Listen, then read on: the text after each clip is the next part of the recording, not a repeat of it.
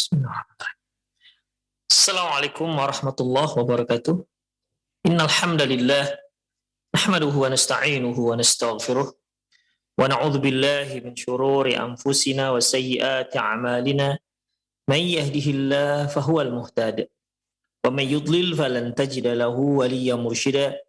Asyhadu an la ilaha illallah wahdahu la syarika lah wa asyhadu anna Muhammadan 'abduhu wa rasuluhu alladzi la nabiyya ba'dah. Wa qala Allah Subhanahu wa ta'ala, ya ayyuhalladzina amanu taqullaha haqqa tuqatih wa la tamutunna illa wa antum muslimun. Wa qala 'azza man qala, ya ayyuhalladzina amanu taqullaha wa qulu qawlan sadida yuslih lakum a'malakum wa yaghfir lakum dhunubakum wa man yuti'illaha wa rasulahu faqad faza fawzan 'azima. Ya ayyuhan nasu taqu rabbakumul ladzi khalaqakum min nafsin wahidah wa khalaqa minha zawjaha wa batha minhuma rijalan katsiran wa nisaa'a wattaqullaha alladzi tasaaluna bihi wal arham innallaha kana 'alaikum raqiba. Amma ba'du, inna astaqal hadithi kitabullah wa khairal hadi hadi Muhammad sallallahu alaihi wasallam wa syarral umur muhdatsatuha wa kullu muhdatsatin bid'ah wa kullu bid'atin dhalalah wa kullu dhalalatin finnar. Para pemerhati Roja TV dan pendengar radio Roja dimanapun Anda berada, alhamdulillah kembali di pagi hari ini kita bertemu dalam acara perjalanan setelah kematian, di mana dalam kajian ini kita akan mengurut ataupun kita akan memperhatikan bagaimana perjalanan manusia setelah Allah cabut nyawanya hingga nanti berakhir di dunia, berakhir di surga ataupun berakhir di neraka. Ikhwah, di kajian lalu kita telah bahas terkait dengan hari berbangkit. Telah kita bicarakan panjang lebar terkait dengan definisinya. Kemudian sebagaimana juga yang telah kita bicarakan bahwasanya Rasulullah Shallallahu Alaihi Wasallam mengabarkan kepada kita bahwa sebelum ditiupkannya sangkakala yang kedua, Allah Subhanahu Wa Taala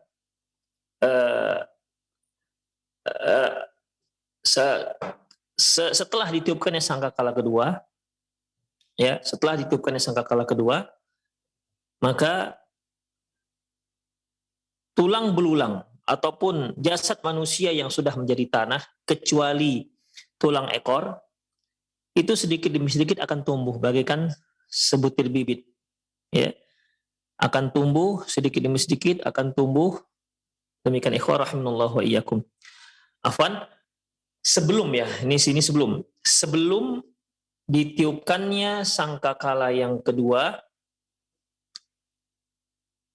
tubuh manusia yang sudah hancur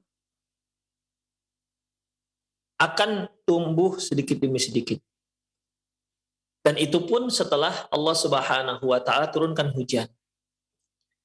Jadi tubuh manusia yang sudah hancur lebur, ya, dan yang tersisa hanya tulang ekor, sebagaimana sabda Rasulullah SAW bahwasanya seluruh tubuh manusia akan hancur illa ajabul dzambin, kecuali tulang ekor. Ya, tulang ekor ini tidak punah, ya, tidak punah. Kalaupun kita pernah mendengar bahwasanya rambut itu tidak busuk, kuku tidak busuk, ya, namun pada akhirnya juga akan busuk. Yang tidak pernah busuk dan tidak pernah punah yaitu tulang ekor. Baik. Kemudian Allah Subhanahu wa Ta'ala turunkan hujan. Setelah turun hujan, maka tulang ekor ini sedikit demi sedikit akan tumbuh. Tumbuh bagaikan sebutir biji atau bibit yang disirami oleh air, tumbuh hingga akhirnya menjadi sosok manusia yang sempurna.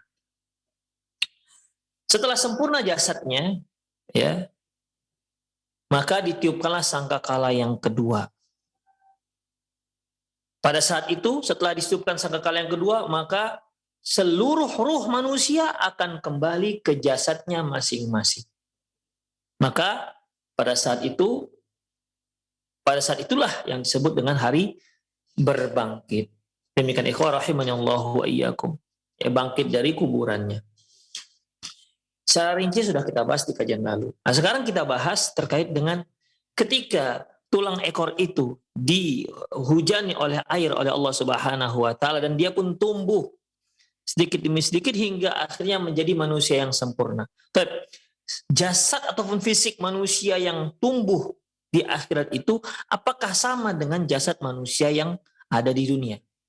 Inilah dia yang akan kita bahas. Al-bahthu al-khalqul jadid. Al-bahthu khalqul jadid, yaitu bangkitnya makhluk yang baru. Bangkitnya makhluk yang baru.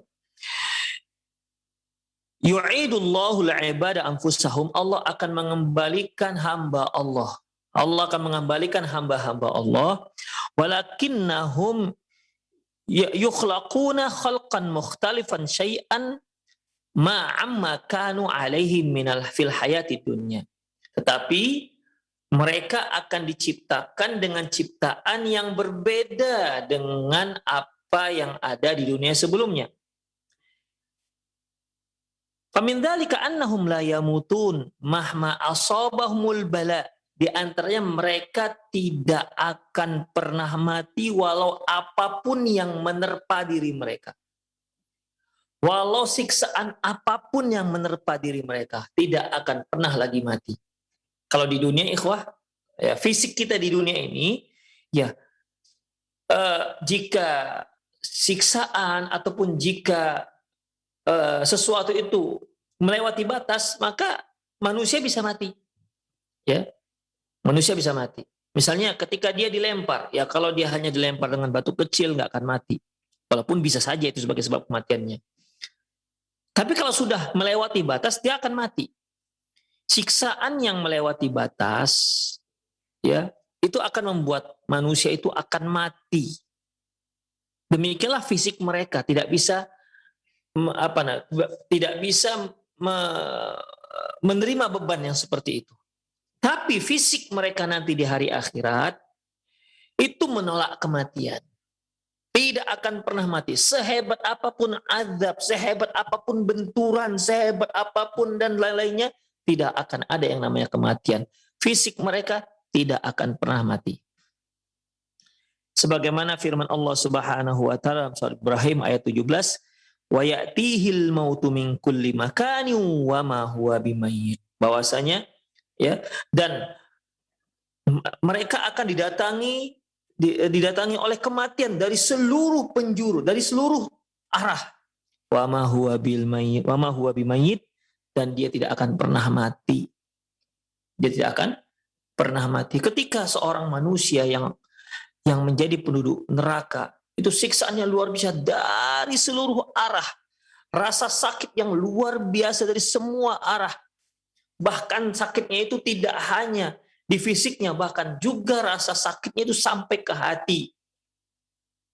Namun begitu pun mereka tidak akan mati. Wa ya'tihil mautu min kulli makani wa ma huwa bimayyit. Datang semua kematian dari ancaman kematian itu datang dari seluruh arah. Datang bala bencana, azab, siksaan. Namun wa ma huwa bimayyit, dia tidak akan pernah mati.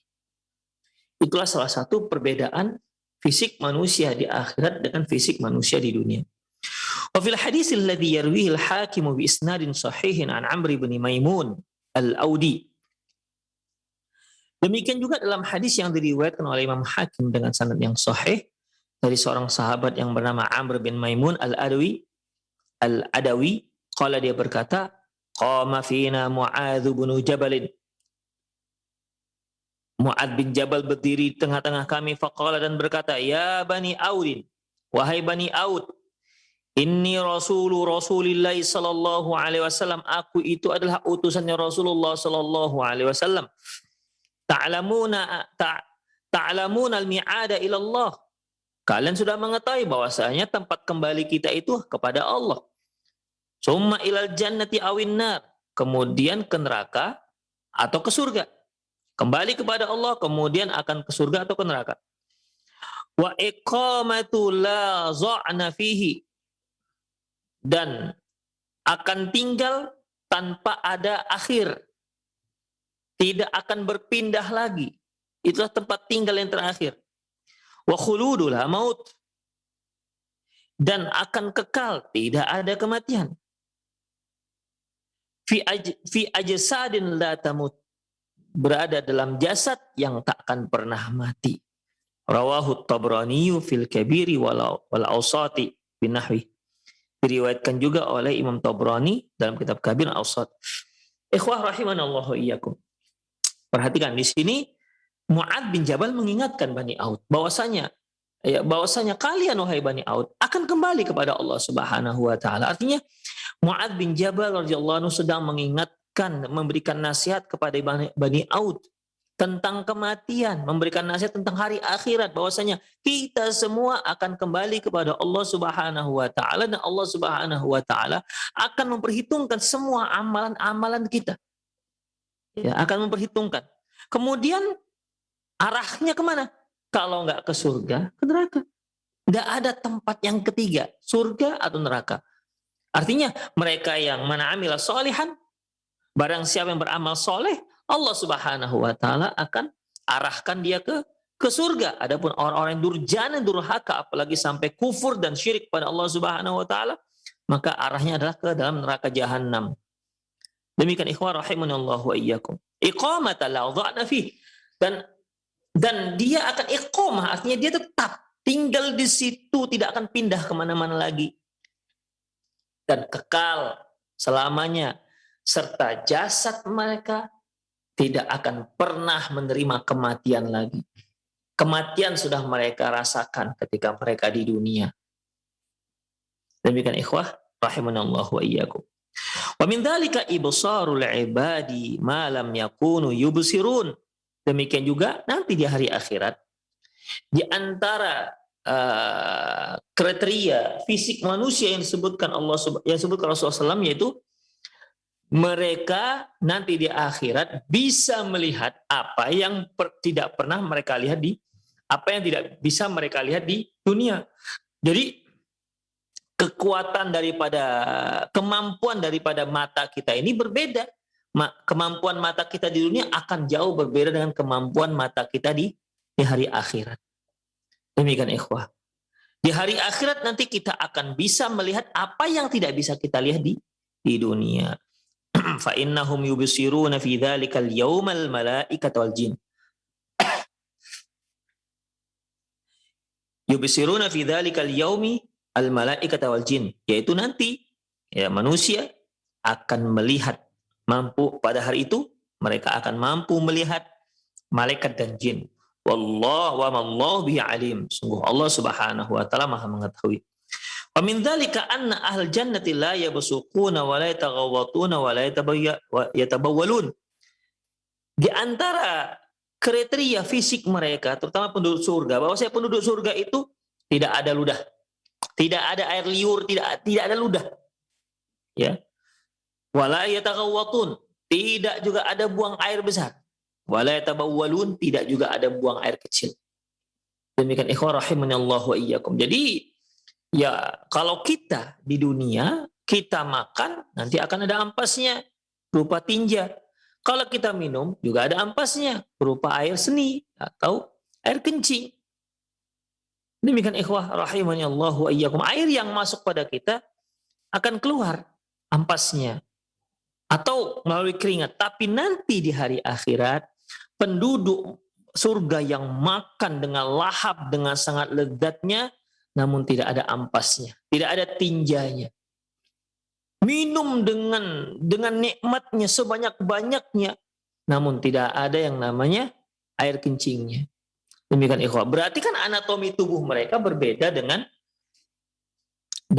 tubuh manusia semasa dia hidup di dunia. Perangkatnya itu akan berbeda ikhwah rahimanallahu wa iyyakum. Terus kemana itu kok sari-sari makanan? Nanti insya Allah akan dibahas dalam bab-bab yang lain. Demikian ikhwah. Ya. Jadi kalau manusia yang normal di dunia, ya dia harus buang air kecil, harus buang air besar. Kalau ada manusia yang nggak bisa buang air kecil dan tidak bisa buang air besar, itu manusia sakit namanya. manusia tak sehat.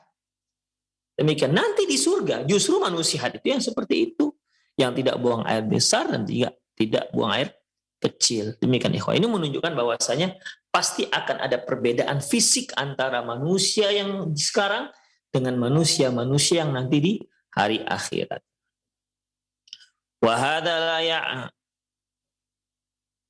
la ya'ni anna alladhi yub'atsuna fi yaumiddin khalqan akhar wa khalqil ladzi kanu fid dunya. Namun, ya yang disebutkan tadi bahwasanya tidak akan mati-mati walau sehebat apapun siksaan. Kemudian juga mata ini bisa melihat apa yang tak bisa dilihat sebelumnya. Seperti dia bisa melihat jin dan malaikat. Kemudian juga penduduk surga tidak ada dahak, tidak ada buang air besar, tidak ada buang air kecil. Demikian ikhwan. Namun begitu pun mereka tetap manusia. Jenisnya manusia, bukan dia makhluk yang lain, tetap manusia. Demikian ikhwah rahimanallahu wa iyyakum. Jadi itulah dia. Artinya adanya perbedaan fisik antara manusia di dunia dengan manusia yang ada di hari akhirat. Kemudian, siapakah orang yang pertama bangkit dari kuburannya? Awwalu man yab'atsu wa yanshaqqu anhu al-ardu wa huwa nabiyyuna Muhammad sallallahu alaihi wasallam. Orang yang pertama kali bangkit dan keluar dari kuburannya adalah Nabi kita Muhammad sallallahu alaihi wasallam. Wa fi hadisi wa fi sahih Muslimin, dalam kitab hadis sahih Muslim, an Abi Hurairah radhiyallahu anhu qala, dia berkata, qala Rasulullah sallallahu alaihi wasallam, ana sayyidu waladi Adam yaumil qiyamah. Rasulullah sallallahu alaihi wasallam mengatakan, aku adalah pemimpin anak Adam nanti di hari kiamat. Wa awwalu may yanshaqqu anhul qabr, dan akulah orang yang pertama bangkit dari kubur. Wa awwalu syafi', dan orang yang pertama yang memberi syafaat. Wa awwalu musyaffa', dan orang yang pertama yang diterima syafaatnya. Demikian ikhwah, ya. Jadi dalam hadis ini jelas sekali beliau menyebutkan yang pertama sekali bangkit dari kuburannya adalah Rasulullah Sallallahu Alaihi Wasallam. Bukan siapa-siapa. Semua adalah yang pertama dari semua makhluk yang bangkit dari kuburannya adalah Rasulullah Sallallahu Alaihi Wasallam. Wa fi Sahih Bukhari wa Muslim, dalam kitab Sahih Bukhari Muslim, an Abi Hurairah radhiyallahu anhu, dari Abi Hurairah radhiyallahu anhu, qala, dia berkata, istabba rajulun minal muslimin, bahwasanya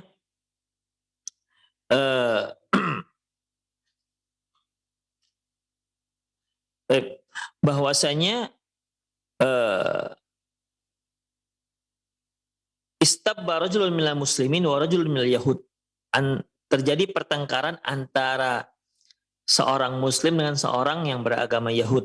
Faqala al-muslim, walladzi istafa Muhammadin walladzi istafa Muhammad 'alal 'alamin, demi zat yang telah memilih Muhammad dibandingkan makhluk yang lain. Faqal Yahud, orang Yahudi juga mengatakan, walladzi istafa Musa 'alal 'alamin, demi zat yang telah mengistimewakan Musa daripada semua makhluk alam ini. Jadi yang satu menyatakan bahwasanya demi zat yang telah memilih Muhammad, mengistimewakan Muhammad dibandingkan makhluk-makhluk alam yang lainnya.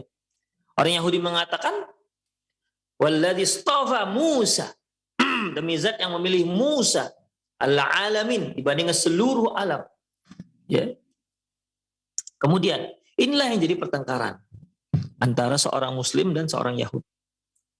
Farafa'a al-muslim inda dzalika yadahu falatama al-yahud. Lantas si muslim pun mengangkat tangannya dan ditamparnya orang Yahudi ini. Fadhahaba al-yahudiyyu ila Rasulillah sallallahu alaihi wasallam. Maka orang Yahudi ini pun yang kena tampar si muslim tadi itu pergi menghadap Nabi sallallahu alaihi wasallam. Fa akhbarahu alladzi kana min amrihi wa amril muslim. Maka dia pun menceritakan kisah pertengkaran mereka, dia dan seorang laki-laki muslim. Faqala, lantas Rasulullah sallallahu alaihi wasallam bersabda, La tukhayyiruni ala Musa. Jangan kalian menganggap aku lebih istimewa ketimbang Musa. Fa innan nasa yas'akun. Karena sesungguhnya seluruh manusia itu pingsan. Fa akuna awwalu man yafiq. Dan aku adalah orang yang pertama yang siuman, tersadar dari pingsan. Fa'idha Musa batisun bijani bil ars. Ternyata ketika aku siuman ataupun sadar dari pingsanku, ternyata aku melihat Musa sedang berpegang dengan sisi arash. Fala adri akana fi man sa'iqa wa fa'afaqa aw kana mimman istathna Allah azza wa jalla. Aku tidak tahu apakah Musa itu termasuk orang yang pingsan, termasuk orang yang pingsan sebagaimana makhluk Allah yang lainnya, kemudian Allah sadarkan, bangunkan, ataukah dia Allah beri pengecualian? Artinya, apakah dia ketika sangkakala yang pertama itu, apakah dia ikut pingsan bersama kita? Apakah dia ikut mati bersama kita? Ataukah dia teristimewa? Semua orang mati kecuali dia. Demikian ikhwah. Jadi di sini Rasulullah SAW memberikan peringatan, memberikan memberikan wejangan, nasihat kepada si Muslim. Jangan seperti itu. Jangan banding-bandingkan aku dengan Nabi Musa. Kemudian Rasulullah menyebutkan keistimewaan Nabi Musa. Bahwasanya beliau adalah orang yang pertama yang bangkit dari kuburannya. Ternyata ketika beliau melihat Musa sudah lebih dahulu memegang sisi aras. Demikian ikhwah rahimanallah wa iyyakum. Ya, kalau kita katakan ikhwah berdasarkan dalil yang jelas bahwasanya mana lebih baik Nabi Musa atau Nabi Muhammad SAW. Kalau kita lihat dari hadis Rasulullah SAW mengatakan bahwasanya ana sayyidu waladi Adam bila fakhr, aku adalah pemimpinnya anak Adam dan aku tidak bangga dengan masalah itu. Ya, secara mutlak bahwasanya Rasulullah adalah makhluk yang terbaik. Ya, manusia yang terbaik dibandingkan seluruh para nabi. Demikian ikhwah rahimanallah wa iyyakum. Ya. Jadi beliau mengucapkan ini ikhwah rahimanallah wa iyyakum agar tidak terjadi pertengkaran. Ya, agar tidak terjadi pertengkaran antara muslim dan orang kafir. Demikian ikhwah. Karena yang menjadi pertengkaran dia, tema pertengkaran itu tema yang sebenarnya nggak perlu dipertengkarkan. Demikian, apalagi sampai memukul, menampar seperti ini. Demikian ikhwah rahimanallahu wa iyyakum. Ya. Wa fi riwayatin lahuma, dalam riwayat masih Bukhari dan Muslim, fa innahu yunfakhu fis-sur, sungguhnya sangkakala pun ditiup, fayas'aku man fis samawati wa man fil ard. Maka pingsanlah, matilah semua yang ada di langit dan semua yang ada di bumi. Illa man syaa Allah, kecuali orang-orang yang dikehendaki oleh Allah. Summa nufikha fihi ukhra. Kemudian ditiupkan lagi sangkakala yang kedua. Fa akunu awwalu man yub'ats, dan aku adalah orang yang pertama sekali yang dibangkitkan dari kuburan. Fa idza Musa akhidun bil asy. Ternyata Nabi Musa pada saat itu sudah berpegang dengan arasy. Fala adri, aku enggak tahu. Ahusiba bisa'aqatit tur am bu'itha qabli. Aku tidak tahu apakah Musa itu orang yang memang dia nggak pingsan karena dia sudah pernah pingsan sebelumnya, kejadian Tur, ataukah dia memang lebih cepat dibangkitkan oleh Allah ketimbang aku, kata Rasulullah. Mungkin para pemirsa masih mengingat kisah Nabi Musa alaihissalam terkait dengan masalah dialog Nabi Musa dengan Allah Subhanahu wa taala. Allah Subhanahu wa taala menyebutkan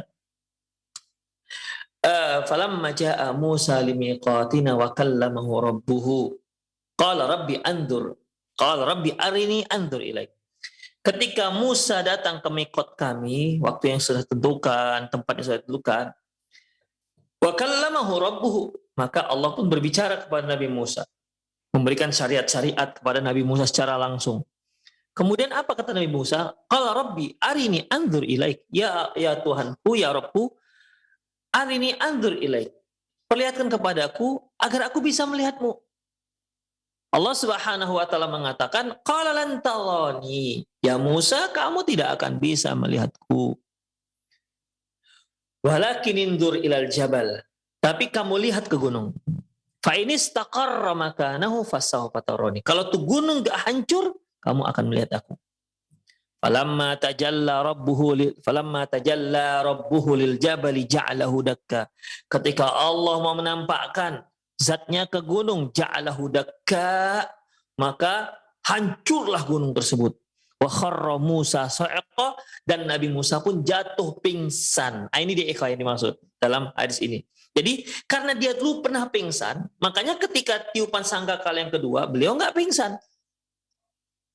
Demikian ikhwah. Ini dikasih Rasulullah SAW, fala adri ahusiba bi sa'aqatil tur am bu'itha qabli. Aku nggak tahu apakah dia memang tidak pingsan karena sudah pernah dipingsankan oleh Allah Subhanahu wa taala di tempat Bukit Tursina, ataukah memang dia sudah diutus sebelumku. Demikian ikhwah rahimanallahu wa iyyakum. Jadi karena Allah Subhanahu wa taala pernah mempingsankan dia, peristiwa yang kita bacakan tadi ya, yang tercantum dalam Al-Qur'an, maka di sangkakala yang kedua di sangkakala yang pertama dia nggak lagi pingsan. Demikian ikhwah. Ya, wa kharra Musa sa'iqa, maka pingsanlah Musa. Falamma afaqa, ketika dia sadar, qala, Nabi Musa pun mengatakan,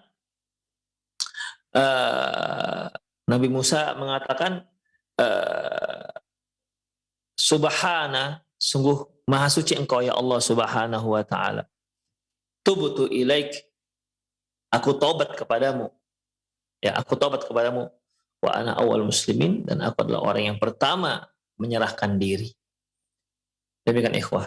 Inilah yang dimaksud oleh Rasulullah sallallahu alaihi wasallam. Jadi di sini ikhwah azinallahu wa iyyakum, siapakah sebenarnya yang bangkit terlebih dahulu? Ya, ada dua kemungkinan. Imma Rasulullah sallallahu alaihi wasallam atau Nabi Musa alaihissalam. Demikian ikhwah azinallahu wa iyyakum. Selanjutnya, hasyrul khalaiq jami'an ilal mauqifil azim. Seluruh makhluk akan digiring menuju satu tempat yang sangat luas. Semua makhluk. Jadi ikhwah, kita urut lagi ya, setelah sangkakala yang pertama, bermatianlah semua makhluk, langit dan yang di langit dan di bumi, illa man sya Allah, kecuali orang yang dikehendaki Allah, kecuali makhluk yang dikehendaki Allah Subhanahu wa taala. Kemudian sebelum ditiupkannya sangkakala yang kedua, maka Allah Subhanahu wa taala mendatangkan hujan. Ya, hujan ini menyirami bumi pada saat itu. Di mana di bumi itu yang tersisa dari manusia hanyalah tulang ekor. Ajabul zambi, tulang ekor. Nah, ketika tulang ekor ini disiram oleh air, maka dia pun tumbuh hingga akhirnya menjadi manusia yang sempurna. Hingga akhirnya menjadi manusia yang sempurna. Kemudian ditiupkanlah sangkakala yang kedua, hingga akhirnya seluruh ruh masuk ke jasadnya masing-masing dan tidak ada yang salah. Tidak ada yang silap. Demikian ikhwah rahimanallahu wa iyyakum. Udah? Setelah itu maka Allah terjadi berbangkitnya dari kuburan. Itulah ikhwah rahimanallahu wa iyyakum. Dah, setelah semua berbangkit dari kuburannya, terus ngapain ini? Kemana nih perjalanan kita lagi ini? Ya, perjalanan kita setelah kematian, setelah ditiupkan roh, setelah kita bangkit lagi, bangkit dari kuburan kita, itu kemana selanjutnya itu perjalanan kita? Perjalanannya yaitu ikhwah, seluruh makhluk akan digiring oleh Allah Subhanahu wa taala menuju satu tempat yang sangat luas. Inilah dia. Sammallahu yaumaddin yaumal jam'i. Allah Subhanahu wa taala menamakan hari kiamat juga dengan hari berkumpul. Li'anna Allah yajma'ul ibada fihi jami'an. Karena pada waktu itu, karena Allah Subhanahu wa taala mengumpulkan seluruh manusia di tempat tersebut. Allah Subhanahu wa taala firman dalam surah Hud ayat 103, "Dzalika yaumun majmu'un lahun nas wa dzalika yaumul masyhud." Itulah, demikianlah hari di mana Allah Subhanahu wa taala mengumpulkan umat manusia, dan itulah hari yang disaksikan. Wa yastawi fi dzalikal jam'ul awwalun wal akhirun. Demikian juga dikumpulkan pada waktu itu baik orang-orang generasi yang terdahulu sampai generasi yang terakhir, dikumpulkan seluruhnya tanpa terkecuali.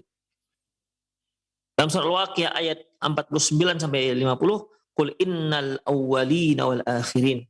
Allah Subhanahu wa taala mengatakan, sungguhnya orang yang pertama dan yang terakhir. Baik orang generasi yang pertama maupun generasi yang terakhir. Ini ikhwah rahimanallahu wa iyyakum menyatakan bahwasanya ketika Nabi itu mengajak mereka, orang-orang kafir, untuk mengimani adanya hari berbangkit. Apa kata mereka di surah Al-Waqiah ini? Aidza mitna wa kunna turaba wa 'idhaman aina lamab'utsun aw aba'una al-awwalun. Jadi mereka katakan, apakah ini, sambil mengejek ini. Dia bertanya tapi ngejek, ya. Bertanya tapi mengejek, memperolok-olok. Apakah kalau kami sudah menjadi tulang atau sudah menjadi tanah, lantas kami balik lagi, hidup lagi? Terus emak-emak kami ataupun nenek moyang kami terdahulu juga akan bangkit?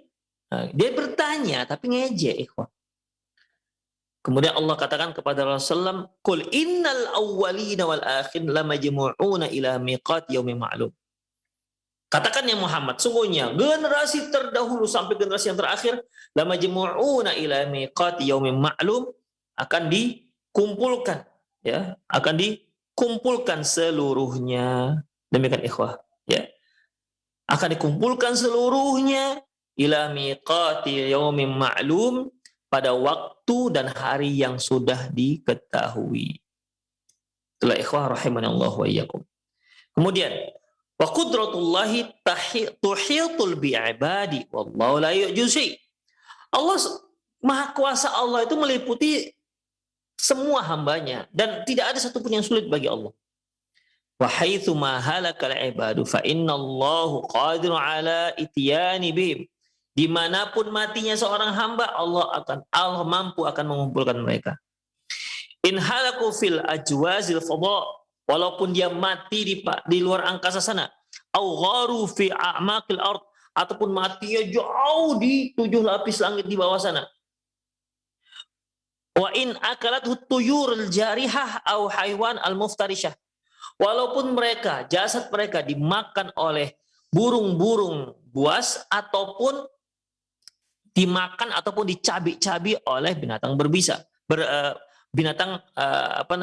memangsa, binatang buas. Kemudian, au asmakul bihar, ataupun tubuh mereka itu dicabi-cabi oleh ikan laut. Ya, seperti mungkin ikan hiu makan. Ya. Au ghayyabu fi quburihim fil ard. Ataupun mereka tidak habis sudah di dalam kuburan mereka. Kullu dzalika 'indallahi sawa. Kata Allah Subhanahu wa taala, itu sama aja. Semuanya akan dikumpulkan oleh Allah Subhanahu wa taala. Allah Subhanahu wa taala firman dalam surah Al-Baqarah ayat 148, "Aina ma takunu yudrikumul maut walau kuntum fi burujim aina ma takunu ya'ti bikumullahu jami'an innallaha ala kulli syai'in qadir." Dimanapun kalian berada, ya'ti bikumullahu jami'a, Allah akan mengumpulkan seluruh kalian. Innallaha ala kulli syai'in qadir, sungguhnya Allah itu maha berkuasa atas segala sesuatu. Demikian ikhwah rahimanallahu wa iyyakum. Al-Baqarah ayat 148. Wa kama anna qudratullahi muhitun bi'ibadihi ta'ti bihim haitsu ma kanu.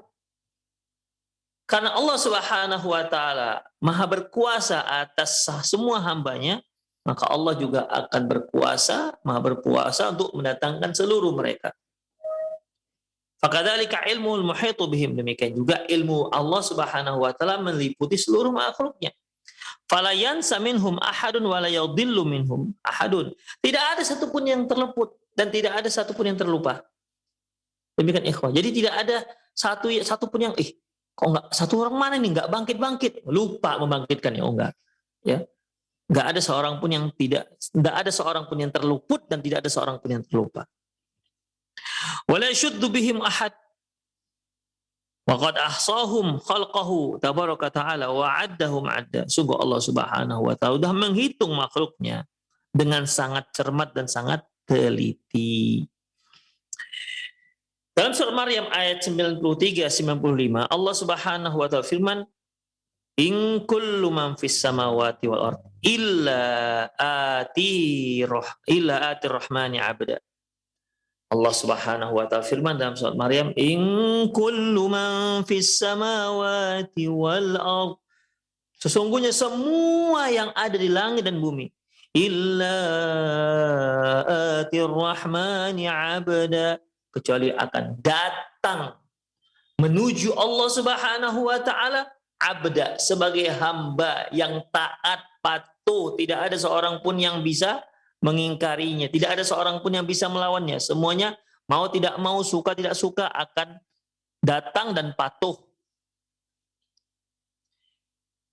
Laqad ahsahum wa 'addahum 'adda wa kulluhum atihi yaumal qiyamati farda. Dan Allah Subhanahu wa taala telah menghitung jumlah mereka, telah menghitung.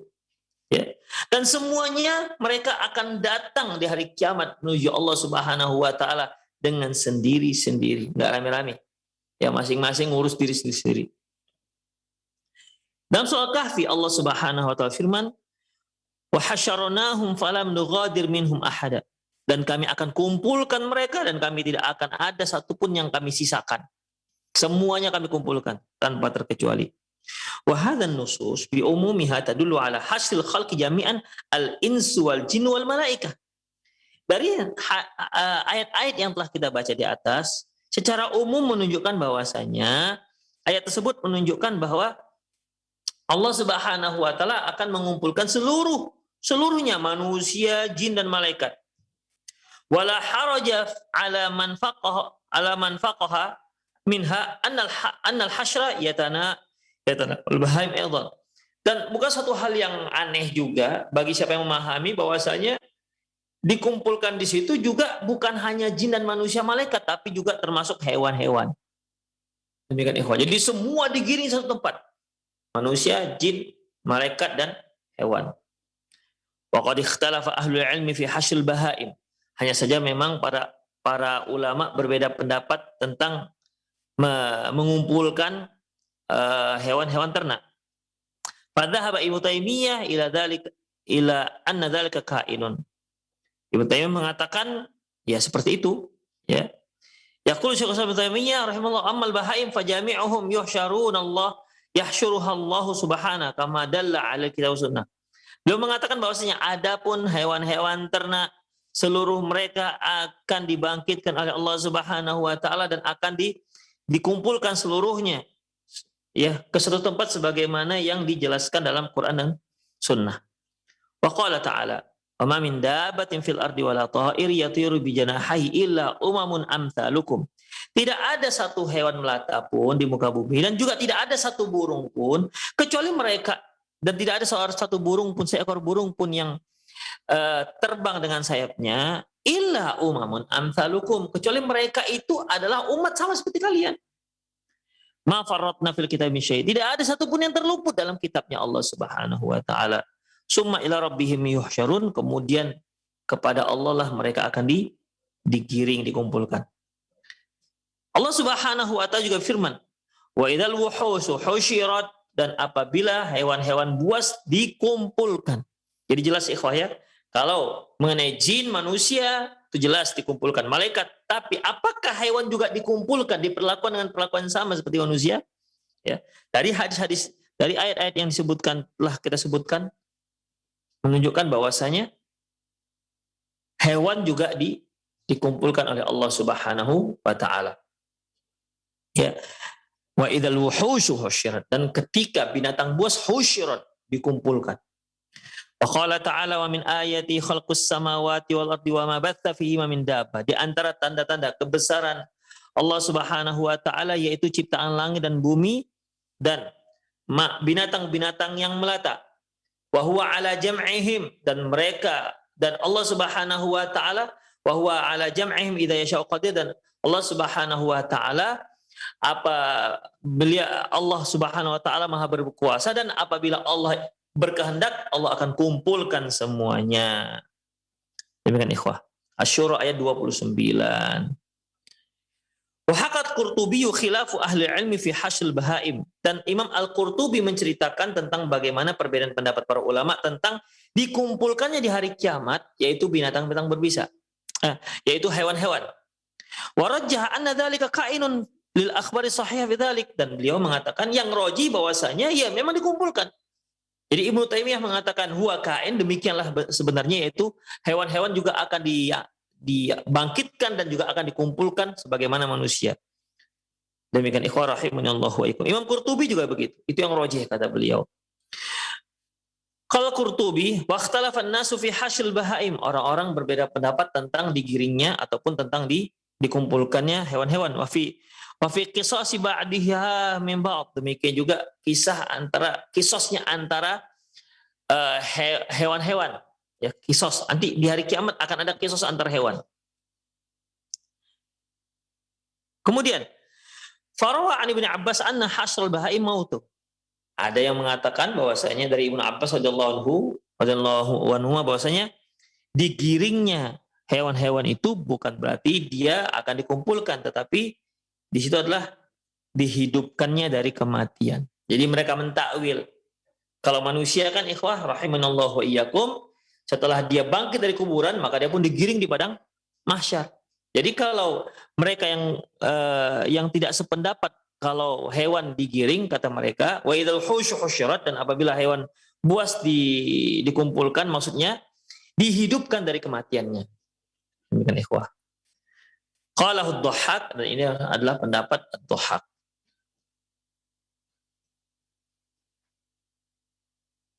Wa Ibnu Abbas fi riwayat ukhra, demikian juga Ibnu Abbas meriwayatkan di riwayat yang lain, annal bahaim tuhsyaru wa tu'ats. Bahwasanya hewan-hewan juga akan digiring dan akan dibangkitkan dari kuburan. Qalahu Abu Dzar. Ini adalah pendapat Abu Dzar wa Abu Hurairah wa Amr bin As wa Hasan al-Basri dan lain-lain. Bahwa sahih, dan inilah pendapat yang benar. Sebagaimana firman Allah Subhanahu wa taala, wa idzal wuhusyu husyirat, dan di saat hewan buas itu digiring ya di padang mahsyar. Summa ila rabbihim yuhsyarun, kemudian kepada Allah lah kalian akan digiring. Wa qala Abu Hurairah, dan berkata Abu Hurairah, yahsyurullahul khalqa kullahum yaumil qiyamah, bahwa semua makhluk akan digiring oleh Allah Subhanahu wa taala ke padang mahsyar di hari kiamat. Hal bahaim, hewan-hewan, wat thair, dan burung-burung, wat dawab, dan hewan-hewan melata, wa kullu syai', dan semuanya akan digiring.